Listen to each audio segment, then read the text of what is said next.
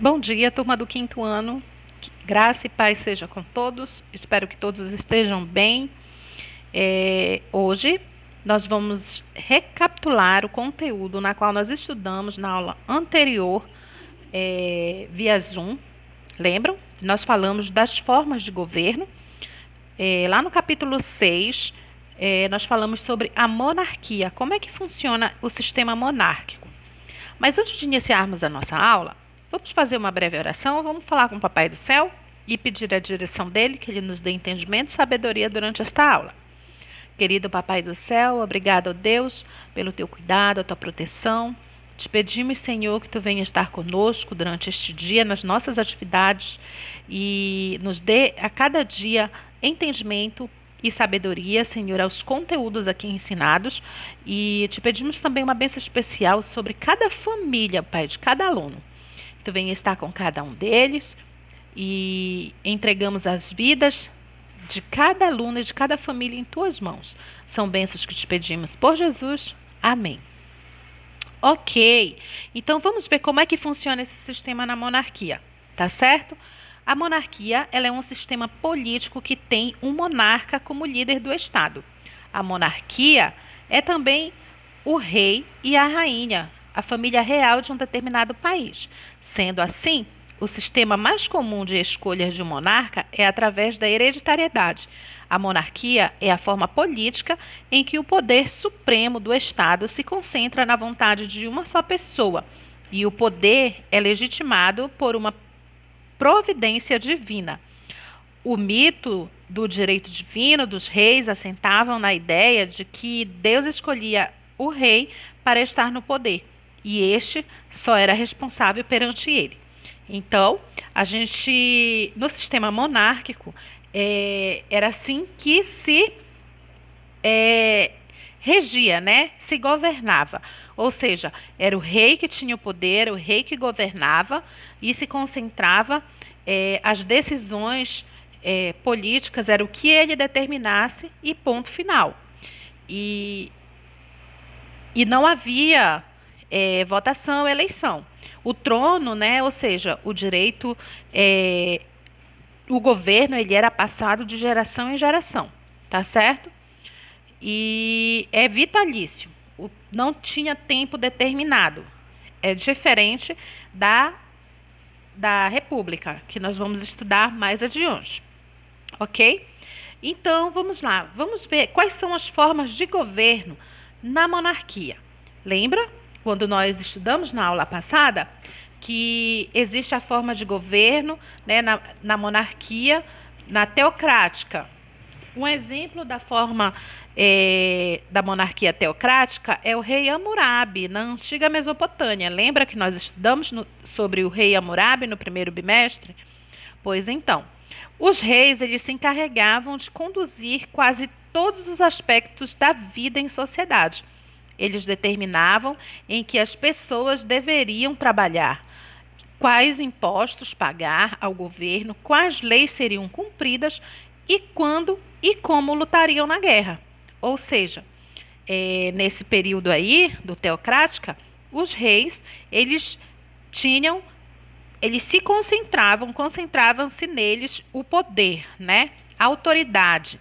E eles que determinavam, né, em que as pessoas deveriam trabalhar e quando trabalhar, quais impostos essas pessoas deveriam pagar e tinha que pagar esses impostos e as leis eram eles que determinavam, tá certo?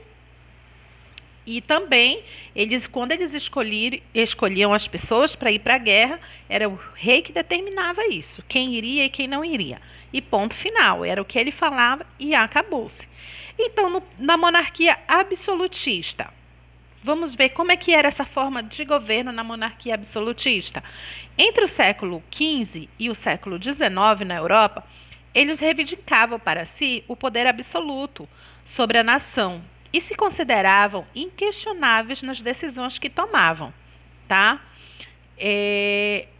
Na monarquia constitucional, a gente já vê um pequeno detalhezinho. Já é organizado como? Existe um parlamento, né? É eleito pelo povo e que exerce o poder legislativo, não tendo papel legislativo, tá certo? Porque o rei, ele tem a função de garantir o normal funcionamento das instituições. Como chefe do governo, ele é eleito um primeiro-ministro, cujas ações são fiscalizadas por um parlamento. Várias nações no mundo atual, em diferentes continentes, ainda conservam o governo monárquico, tá? Então, essas são as formas de governo no período da monarquia. Agora eu quero falar para vocês sobre a organização do Estado brasileiro. Como foi que foi organizado o Estado brasileiro? O Brasil, ele nem sempre foi uma república, como ele é hoje, sabia? A gente já conhece essa história, né? O período monárquico brasileiro, ele durou de 1822, que foi o ano da independência do país, até 1889, quando foi proclamada a República dos Estados Unidos do Brasil. Nesse período, este período pode ser dividido, ele foi dividido em primeiro reinado e o segundo reinado. O primeiro reinado foi com Dom Pedro I, que ele declarou o Brasil a independência de Portugal. Beleza? E o segundo reinado foi no período regencial. Por que foi um período regencial? Foi em 1831 a 1840, com a denúncia de Dom Pedro I, seu filho de 5 anos, ele tornou-se rei até a maioridade. Então, em 1822 a 1889, foi um período do Brasil Império, ou seja, o país tornou-se uma monarquia e passou a ser considerado Estado. Ó, viu? E a gente tem aqui no livro de vocês, tá certo? Nós temos aí a linha do tempo, na página 84 do livro de vocês, nós temos aí a linha do tempo da parte cronológica, a organização, como foi organizado o Estado brasileiro, tá certo?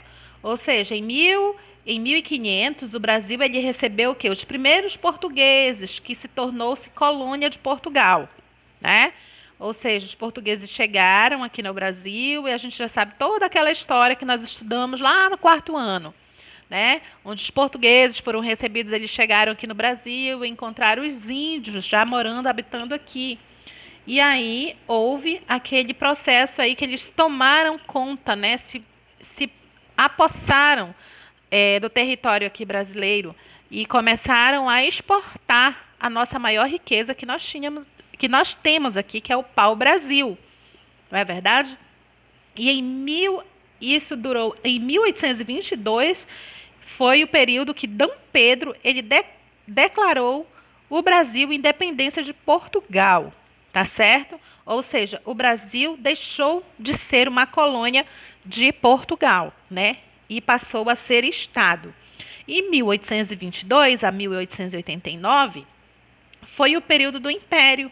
O país tornou-se uma monarquia e passou a ser considerado um Estado, tá certo? Então, a partir daí, ele passou a ser considerado um Estado e foi governado através do rei Dom Pedro I.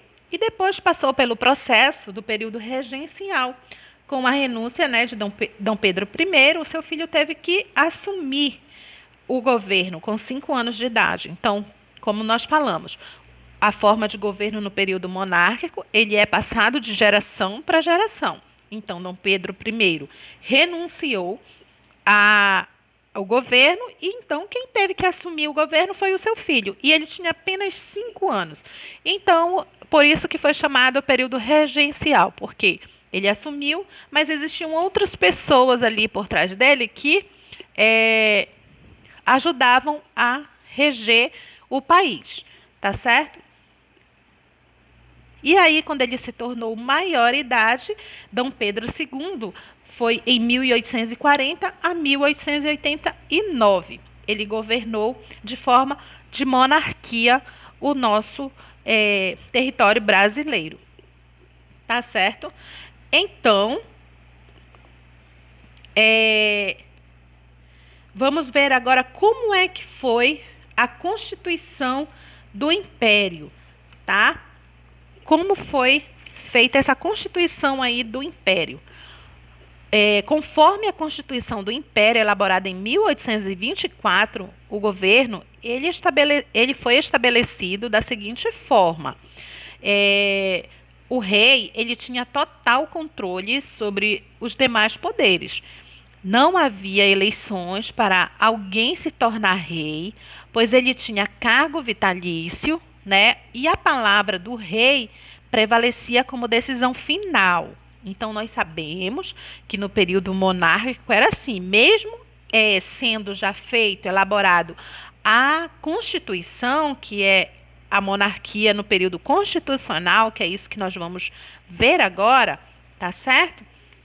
Mesmo sendo dessa forma constitucional, o governo, ainda assim, ele tinha o poder absoluto. A palavra dele era final, que é quem prevalecia. Então, como que era? Vamos ver aqui esse mapa. Como é que era essa forma de governo? Tinha o poder moderador. O poder moderador vinha o Conselho de Estado. Aí o Conselho de Estado era dividido no poder executivo, poder legislativo e poder judiciário. O poder legislativo, ele é o Senado e a Câmara dos Deputados, correto? Então, o poder executivo é quem? Seria o presidente de províncias, tá certo? E o poder judiciário é o Supremo Tribunal de Justiça. Esses conselhos aí, eles se reuniam, né? Os conselhos gerais das províncias, eles se reuniam dentro de uma assembleia, né? Os deputados e senadores, eles se reuniam em assembleia, ok? Para discutir e elaborar estratégias e traçar planos governamentais do país. Só que quem dava a palavra final e quem batia o martelo e falava que tinha que ser feito assim, era o rei, tá certo? E nessa época, quem podia votar? Ora, somente quem podia votar eram os deputados e senadores escolhidos pela população. Então, no entanto, na época nem todos os brasileiros podiam votar ou ser eleitos para um cargo político. Para poder votar em um deputado e senador, o eleitor deveria comprar uma renda anual mínima de R$ 200 mil. Tu já pensou? Ou seja, nessa época, tá, na monarquia constitucional, só quem tinha direito de voto era os ricos, né? Somente os ricos. Os pobres ali, eles não tinham voz. Ou seja, por isso que as leis ali naquela época eram aplicadas para favorecer os ricos, né? Os cafeicultores, né? Os empresários ali na época. Então, e quem podia ser eleito? Olha só quem podia ser eleito. Para alguém se candidatar e ser eleito como deputado ou senador, era preciso ter uma renda anual de R$ 400 mil. Naquele tempo, somente comerciantes bem-sucedidos e grandes proprietários de terra conseguiam ter essas grandes somas de dinheiro. Então, o voto, ele baseado na renda do eleitor, esse tipo de voto era chamado censitário, tá?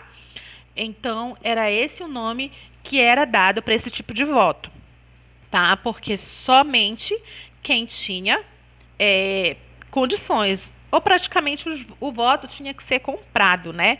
A pessoa comprava uma chapa para poder votar, ok? Era baseado mais ou menos assim. Então, vocês façam essa atividade aqui, que a tia vai deixar para vocês, tá certo? Para que a gente possa memorizar e entender um pouquinho sobre a história da monarquia e os períodos as formas de governo no período da monarquia. Nós passamos por 3 formas de governo no período da monarquia. E foi isso que nós vimos nessa aula hoje. Então, primeiro, eu quero que você responda para mim. Quais as principais diferenças entre os poderes executivo e legislativo do Brasil, Império e os poderes políticos existentes em nosso país hoje? Então, faça essa diferença e responda, tá? Na próxima aula, você traga essas respostas aqui, todas preenchidinhas, todas feitas, para a gente apresentar e conversar e discutir de uma forma bem dinâmica, tá certo? E também não esqueça de postar aqui no Eclese essas atividades, tá certo? A segunda questão, se você concorda com o voto censitário, você justifica a sua resposta, tá certo? Se você concorda ou não concorda, tá certo? Você justifique aí. E a terceira, quais as consequências desse tipo de voto para a população? Então, quais eram essas consequências que a população tinha ali com esse tipo de voto? Então, tá certo? Você faça essas 3 questões aí, que na próxima aula a gente vai conversar sobre esses temas aí, novamente, tá bom? Boa atividade para vocês, um cheiro bem gostoso da professora Elisângela. Tchau, tchau!